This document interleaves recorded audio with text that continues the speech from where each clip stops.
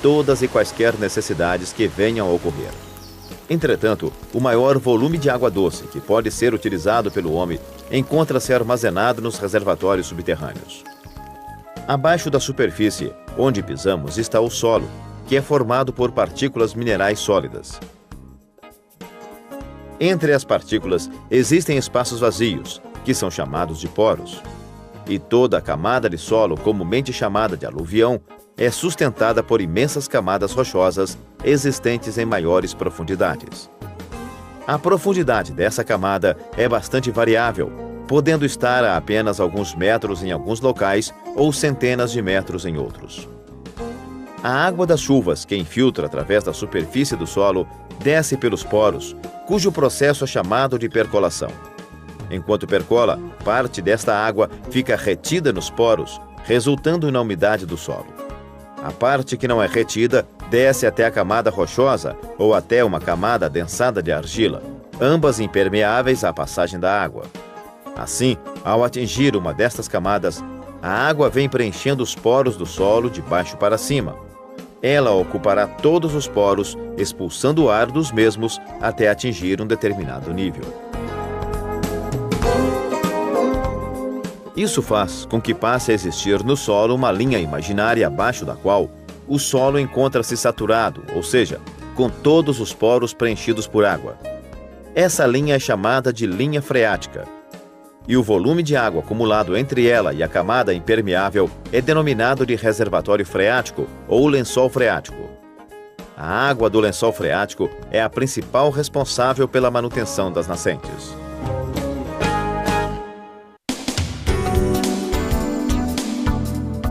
Mas não é somente acima da camada impermeável que existe água.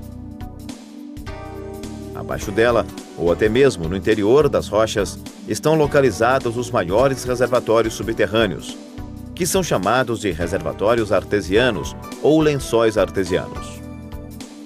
Com base nos processos de formação da crosta terrestre, as grandes camadas rochosas existentes no interior do subsolo podem pertencer a três grandes classes: as magmáticas ou ígneas, provenientes dos derrames vulcânicos. São rochas bem consistentes e de baixíssima porosidade. Como exemplo destas rochas, temos os granitos e as rochas basálticas. Já as sedimentares são rochas formadas a partir de deposição de outras rochas decompostas ou fraturadas. Por isso, elas são mais porosas e permitem a acumulação de grandes volumes de água em seu interior. Como exemplos, temos os arenitos, as rochas calcárias e as fosfáticas. As metamórficas são a terceira classe de rochas que se formam a partir de modificações de outras rochas. Poderão apresentar porosidade considerável e, por isso, podem acumular grande volume de água em seu interior. Como exemplo, temos os gneisses, os quartzitos, as ardósias, os mármores, entre outros. Como mostrado nesse esquema, sendo a rocha permeável, a água poderá chegar facilmente ao seu interior, a exemplo do que acontece no solo. Em outros casos, a água poderá deslocar-se através de falhas ou fendas que geralmente existem entre grandes blocos de rochas e acumular-se nas galerias.